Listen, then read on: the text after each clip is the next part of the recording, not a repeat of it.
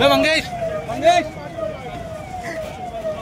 बाकी बाजूला घाई मत करो, घाई मत करो, वो मिल रहे, घाई मत करो, घाई मत करो। Indian digital medium and broadcast association Mumbai काय झालं तुम्हाला?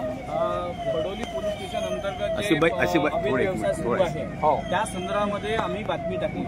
त्या बातमीच्या अनुषंगाने कारवाई करायला पाहिजे संबंधितावर, पण ते कारवाई न करता त्यांचं संरक्षण होत आहे आणि पत्रकारांनी बातमी लिहिल्यानंतर मग त्याच्यावर गुन्हे दाखल होत आहे। पोलिसांची बदनामी केली म्हणून गुन्हे दाखल करत आहे। वर्दीमध्ये पोलिसांची म्हणजे पोलिसांच्या वर्दीमध्ये फोटो टाकला म्हणून बदनामी झाली पोलिसांची, असं होते का?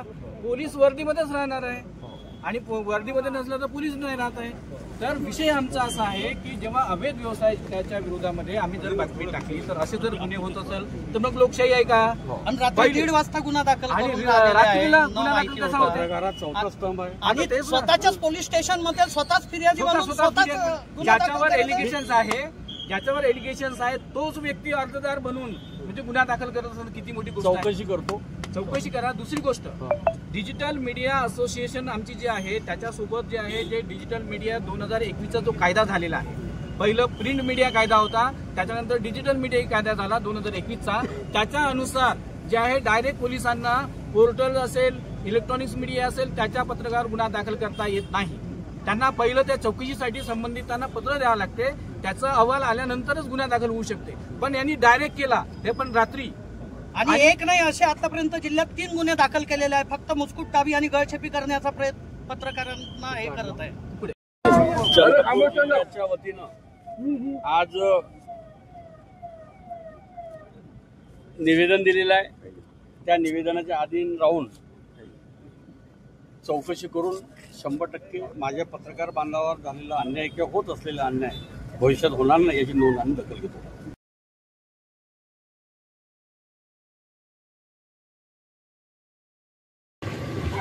चंद्रपूर जिल्ह्यातील पडोली पोलीस स्टेशन येथे जे योगेश शिवसे ठाणेदार प्रभारी ठाणेदार आहे त्यांच्या माध्यमातून तिथे चालणारी झेंडेमुंडी जुगार असेल, तिथे चालणारा अवैध डिझेल असेल आणि तिथे सट्टापट्टीचा व्यवसाय आणि अनेक जे आहे चोऱ्या चपाट्याचे जे काम जे आहे ते सुरू आहे, त्या सर्व लोकांना संरक्षण देऊन ठाणेदार योगेश शिवसे मोठ्या प्रमाणामध्ये तिथे अवैध वसुली करतायत।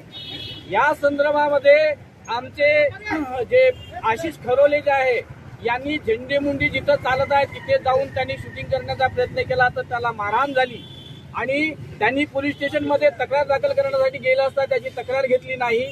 म्हणजे पत्रकारांना एक प्रकारे जे आहे वागणूक जे आहे चुकीची मिळत आहे आणि अवैध व्यवसायिक जे आहे त्यांना संरक्षण देण्यात येत आहे। आणि म्हणून महाराष्ट्र जे आहे आमचं जे पोर्टल जे आहे त्या भूमिपुत्राची हाक पोर्टलमध्ये संबंधित जे आहे योगेश शिवसे यांचा फोटो लावून बातमी छापली होती की पडोली परिसरामध्ये मोठ्या प्रमाणामध्ये अवैध व्यवसाय चालतात आणि त्यांना योगेश शिवसे संरक्षण देतात।